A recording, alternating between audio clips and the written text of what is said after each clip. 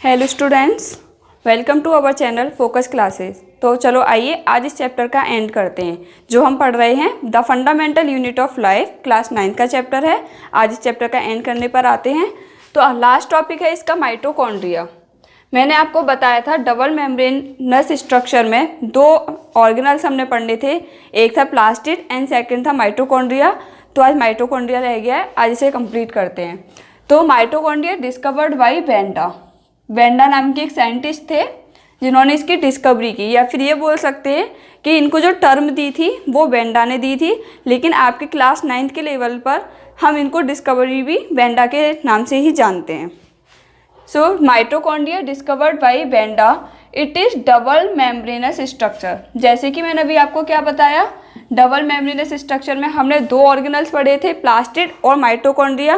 Plastid हमने पढ़ लिया, अब बचा माइटोकॉन्ड्रिया। तो ये भी कैसा है, डबल मेम्ब्रेनस स्ट्रक्चर। अब इसके बाद आया डबल मेम्ब्रेन है, इसका मतलब एक आउटर मेम्ब्रेन होगी और एक इनर मेम्ब्रेन होगी। तो आउटर मेम्ब्रेन जो होती है इसकी पोरस होती है, outer membrane is porous and inner membrane is deeply folded. ये क्या होगी, अंदर से बहुत फोल्ड होगी, और जो इनके फोल्ड्स होते हैं इनको बोलते हैं हम क्रिस्टी। क्रिस्टी, ये बात याद रखना, जो प्लास्टिड होते हैं या फिर क्लोरोप्लास्ट होते हैं उनमें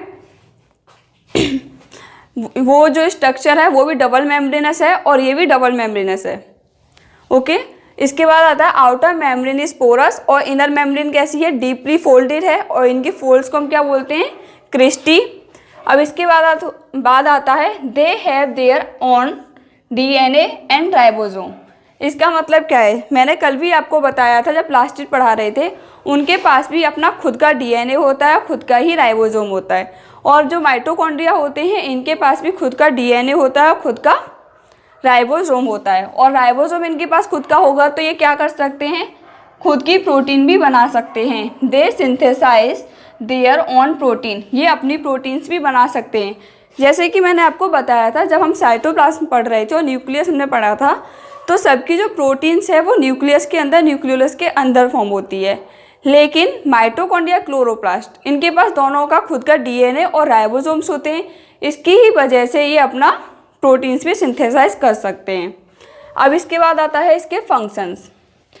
फंक्शन क्या है इसके, mitochondria is also called power house of the cell. ये टर्म है क्या, माइटोकॉन्ड्रिया को हम power house of the cell कहते हैं। पावर हाउस का मतलब क्या है, जो सेल की पूरी पावर को चलाने का काम कर सके। पावर हमें किससे मिलती है, करेंसी यानी कि रुपए से मिलती है। हमारे घर में जो पैसा होता है हमारे फादर के पास होता है, तो वो हमारे पूरे घर को चलाते हैं फाइनेंशियली। इसी तरह से जो सेल होती है, सेल के पास बहुत सारी करेंसी होती है। किस फॉर्म में होती है, एटीपी की फॉर्म में होती है। तो इसीलिए हम सेल को क्या बोलते हैं, power house of the cell. Next, it contain enzymes. ये जो माइटोकॉन्ड्रिया होती है वो एंजाइम्स को कंटेन करती है। जैसे फूड स्टफ, मतलब फूड लोगों को ही हम फूड खा लेते हैं, ठीक है। फूड में क्या होता है आपका, कार्बोहाइड्रेट होंगे, लिपिड होंगे, विटामिन होंगे, प्रोटीन्स होंगे, बहुत सारे बायोमोलिक्यूल्स होंगे। तो इसमें हमने लिया फूड स्टफ कोई भी, या हम इसे नॉर्मली कार्बोहाइड्रेट भी बोल सकते हैं। तो इसका क्या होगा, ऑक्सीडेशन रिएक्शन होगी।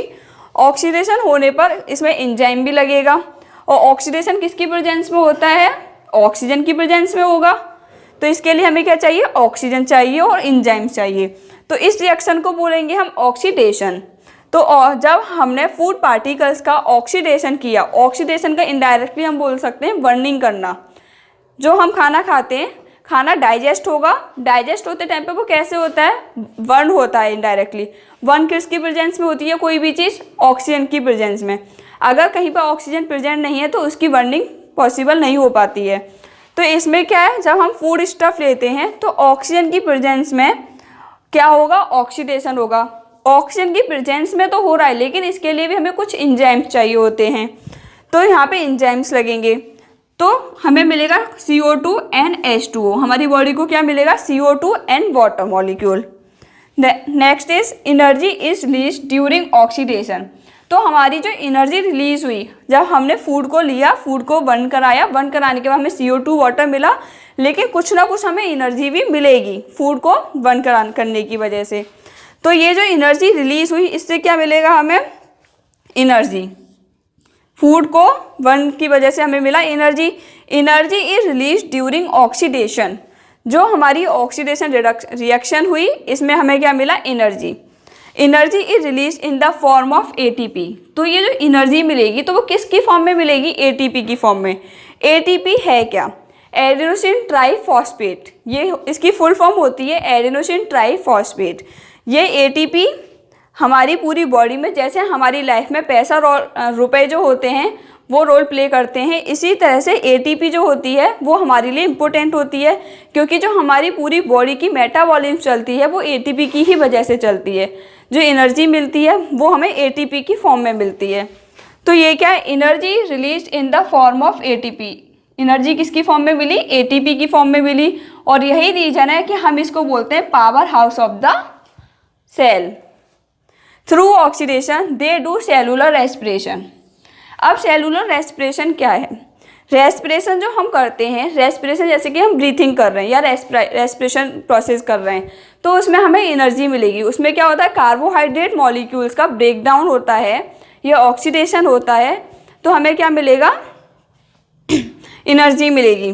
तो ये जो प्रोसेस होता है, एक सेल जब ये प्रोसेस करती है, इसमें क्या माइटोकॉन्ड्रिया कर रही है, तो एक सेल के अंदर जब ये प्रोसेस हो रहा है, माइटोकॉन्ड्रिया कहाँ है? सेल के अंदर प्रेजेंट है। ओके, तो सेल के अंदर जब ये प्रोसेस हुआ तो इस वर्ड को हम बोलेंगे cellular respiration. Through oxidation they do cellular respiration. Oxidation के थ्रू जो प्रोसेस हुआ इसे हमने बोला सेलुलर रेस्पिरेशन। तो आपसे ये पूछा जा सकता है कि सेलुलर रेस्पिरेशन प्रोसेस कहाँ पर होता है? ये होता है माइटोकॉन्ड्रिया के अंदर।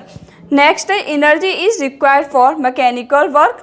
एनर्जी जो होती है हमें मैकेनिकल वर्क के लिए ज़रूरत पड़ती है। मैकेनिकल वर्क क्या है? जो भी हम वर्क कर रहे हैं वो। सेकंड होता है हमें केमिकल रिएक्शन के लिए भी इम्पोर्टेंट है, जैसे कि कोई फूड है उसका बर्न होना, या फिर बहुत सारी हमारे हार्मोन्स हैं, बहुत सारे एंजाइम्स हैं, उनके रिलीज़ के लिए भी हमें एनर्जी की ज़रूरत पड़ती है। तो ये आपका कंप्लीट हो गया यहाँ तक। अब इसके बाद ये स्ट्रक्चर बचता है। तो मैंने आपको बताया माइटोकॉन्ड्रिया जो है डबल मेम्ब्रेनस स्ट्रक्चर है। डबल मेम्ब्रेन का मतलब एक इसमें मेम्ब्रेन बाहर साइड में होगी जिसे हम क्या बोलेंगे? Outer membrane. एक इसमें अंदर साइड में मेम्ब्रेन होगी जिसे बोलेंगे हम इनर मेम्ब्रेन। अब इन दोनों मेम्ब्रेन के अंदर एक स्पेस प्रेजेंट होगा, एक जगह प्रेजेंट होगी जिसे बोलेंगे आउटर कंपार्टमेंट। बाहर की साइड का कुछ कंपार्टमेंट है, इसे बोलेंगे आउटर कंपार्टमेंट। और एक ये इसके अंदर एक और लेयर होगी जो क्या है? इनर मेम्ब्रेन एक फोल्ड बना रही है। इस फोल्डिंग को बोला हमने क्रिस्टी। क्या बोला? क्रिस्टी, जो यहाँ पर लिखा है इसे हमने क्रिस्टी बोला। अब कोई भी हमारे पास सेल होती है, सेल के अंदर जैसे साइटोप्लाज्म है, तो उसके अंदर की जो पूरा स्पेस होता है हम उसे नॉर्मली क्या बोलते हैं? एक मैट्रिक्स बोलते हैं। इसी तरह से जो आपका माइटोकॉन्ड्रिया के अंदर जो स्पेस प्रेजेंट है इसे बोलते हैं हम मैट्रिक्स। तो ये अंदर सबसे अंदर क्या है? इसमें मैट्रिक्स है। फिर इसके बाद ये जो फोल्डिंग्स हो रही हैं इनको बोलते हैं हम क्रिस्टी। और क्रिस्टी क्या काम करती है? ये सरफेस एरिया को बढ़ाने में हेल्प करती हैं। और इसके बाहर इसमें आउटर कंपार्टमेंट, फिर इनर मेम्ब्रेन, फिर है आपका आउटर मेम्ब्रेन। तो यहाँ तक आपका ये कंप्लीट होता है आज mitochondria. So thank you so much for watching my video and please like, share and subscribe. Thank you.